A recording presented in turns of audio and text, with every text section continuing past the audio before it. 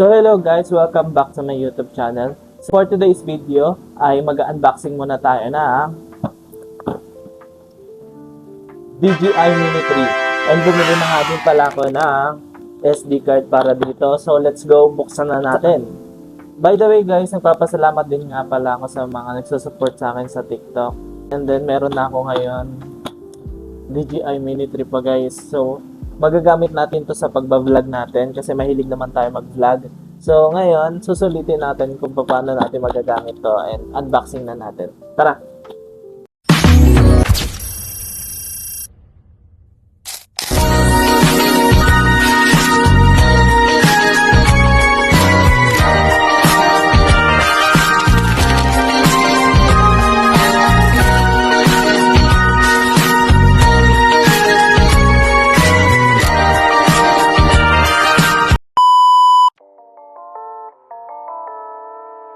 Hello guys, pupunta tayo ngayon ng Atok at Hi guys. ayan sila guys oh. Hey daw po. Dali. Picture sila.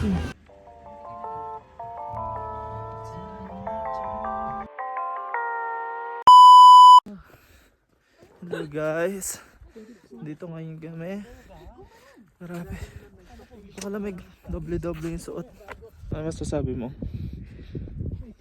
Nananahimik ako sa bahay. Liyayain ako dito. Naninigas na ako. Tapos hingal na hingal pa ako. So cold. Very wrong ata itong decision natin. Sobrang lamig.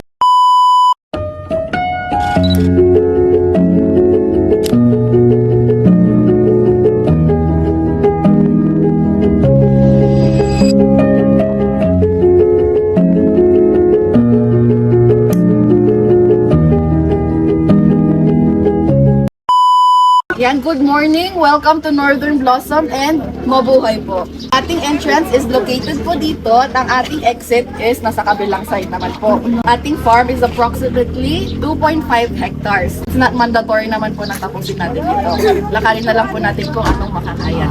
Sa kalagitnaan ng ating farm, we have resting area, we have comfort room, and may bilihan po tayo ng tubig and biscuits. After that, may exit sign po tayong makikita. Sundan lang po natin ito at pataas naman po ang ating lalakarin. Sa may exit banda, meron po tayong coffee area wherein you can claim your unlimited coffee. Pero yung tinapay po natin is limited lang po. Yan, regarding po sa ating flowers, pwede po natin itong hawakan, amuyin. Pero ano po, bawal po natin itong pipasin. Iwasin po din po natin itong apakan po. Yan, take nothing but pictures. Leave nothing but footprints, kill nothing but time. Wala po tayong time limit, kaya take your time and enjoy the scene po. So ngayon guys, andito tayo ngayon sa Northern Blossom. Blossom. Yes. Blossom. Yun na naman. Tingnan natin dito yung mga flowers dito kung gaano kaganda nga ba. Kung gaano ka blossom. Kung gaano kag-blossom At yung gaano mga ka sakura. northern. May sakura dito, di ba? Yes, pero hindi ko alam kung nag-bloom. Pag pupunta pala kayo dito sa may Northern Blossom, meron kayong Entrance sa 250, tapos may environmental fee na 50 pesos. Total 300. Tapos, ano daw to, approximately 2.8 hectares. The exit of the Northern Blossom will be unlimited coffee, tapos may bread pa. So, amazing, di ba? Yung sasakyan. Ang tawag dito, ano mga tawag dito? Traktora.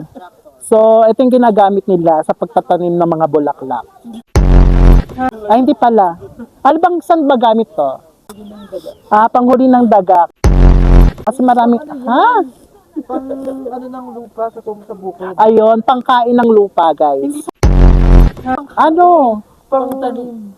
Pangtanim ng lupa. Pang ano? Ang tawag doon? Pangbungkal? Ayun, pangbungkal ng lupa. Oh, dito tayo sa cabbage roses. Ayan, Ang ganda. Titingnan natin guys. Mag-picture. Okay, let's go. Tara guys. Hi. So dito tayo sa Calendula. Alam ko dito tayo. Dito muna pala. Dito muna tayo sa Cabbage broccoli. roses. Ang kanyang scientific name, Brassica oleracea. Ngayon hindi na siya masyadong malamig. Kaya na namin hindi mag-jacket. Oo, Iba-iba pero- yung style to. Nakakahingal pala siya. Oo. Medyo nakakahingal pala dito. Kung mahilig kayo sa mga sa mga flowers. Nakakain ba to? Ah, hindi. Ano yan? Uy, nakakain ba yan? Hindi So nagtatalo-talo kami kung makakain ba yun o hindi. Edible. Okay. So yun palang flowers na yun. Ayan, pwede pala siyang kainin. Ngayon. Hindi, try nyo kainin. Tapos pag bumula yung bibig nyo, hindi siya edible. Ayan, magpipicture-picture muna kami dito. Tingnan nyo muna yung magiging Look at the result. view, guys. Ang ganda talaga dito. Amazing talaga. So, nabilang ko yung flowers dito. Parang nasa 244 siya. 233. Oo. So, yung parang madali siyang masira. Ayan. May mga brown-brown na siya sa gilid. Picture muna kami. Ayan. Yan. 1, 2, 3. Ng natin, view. view. No, look at the view. Wala pa ata kami sa kalahati ng hektarya na ito. Ilang hectares daw to? Neil, pa-picture nga. So ngayon, nakikita nyo yung background namin. Doon naman kami magpapapicture ngayon, okay? Medyo nagpapahinga lang kasi nakakapagod pala dito. Titingnan natin kung Nakakahingal siya. hindi naman siya nakakaingan. Hiningal ako bakit ba? Yun yung na-experience ko Talaga. Oo. Sobrang saya mo dito. So Ayan, far, tinatawagan. Sinong tumatawag? Okay guys, so next. Next station tayo, guys. So we're here naman sa, ang scientific name niya, Calendula officinalis. Pwede mo siyang hawakan, wag lang pipitasin. Hi guys! So, andito na ulit tayo, King. Calendula. Bababa na ulit tayo kasi same lang naman yung... Same lang naman. ba? This way. Same lang At din meron naman din yung dito. sila. So, Anong tara. tawag dito? Kalabasa ba to? Ay, ang kita man ng nito. Oh, ang cute. Paki-focus nga. Tignan mo. Ang ganda. Diba? Hindi siya maganda. Oo. Kasi ang ganda mo lang. Of course. So, medyo nakakahingal siya kasi pababa. Alam mo na. Meron sila dito mga ubas. Maliliit na ubas. Magnifica. Aakit na tayo kasi same lang naman din yung flowers dun sa taas na pinunta natin kanina. Pero mas maganda yung landscape niya. Tignan nyo. Ganda. Perfect. Malapit na tayo sa exit. Kasi ayaw na namin bumaba, sobrang pagod na kami. Pero yung CR nasa baba. Gusto na So no namin choice kami, matikman yung kape. magkakape muna kami. Oo, kasi yung sa baba almost same lang naman ng Yun na yung exit guys, pero kung gusto nyo pang libutin yung Northern Blossom, meron Meron pa pa naman dito. sa baba. Meron pa dito. So, yan. Medyo pagod na kami kaya hindi na kami bumaba kasi mga kasama ko mahihina yung paa. Guys, ayun pala yung Baguio City. Andun ba? Hindi Saan doon? hindi ko alam. Kayo na lang bahala maghanap ng Baguio City. Yeah.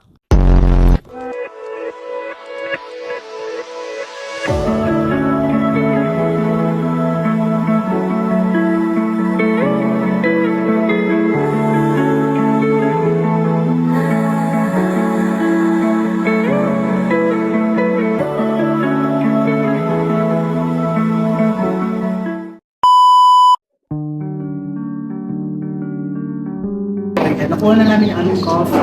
Tsaka yung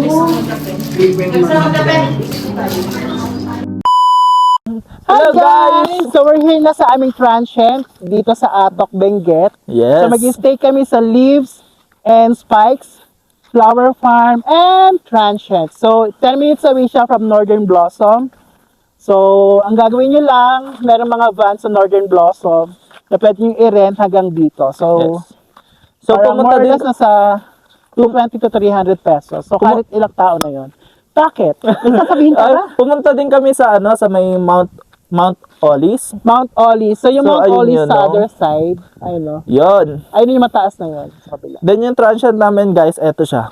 And this is our transient. Mamaya papakita Maganda namin Yung loob. yung loob dito tapos yung Oo. yung So lugar kung gusto dito. niyo siyang i-book, meron silang page. Just type Leaves and Spikes, Flower Farm and Transient House.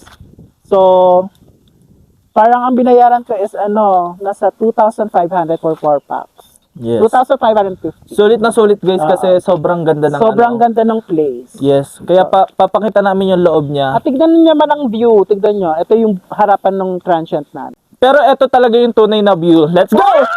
Tell me how to show you it's a beautiful life. I'll do anything to pull you into the light.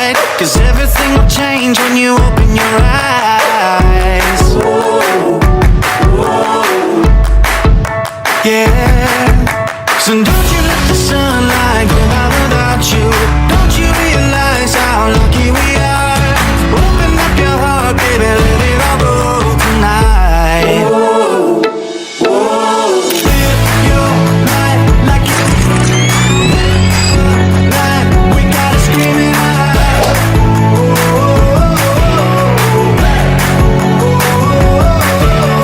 Breathe it in and feel the rush again. You're not lost, no matter where you've been.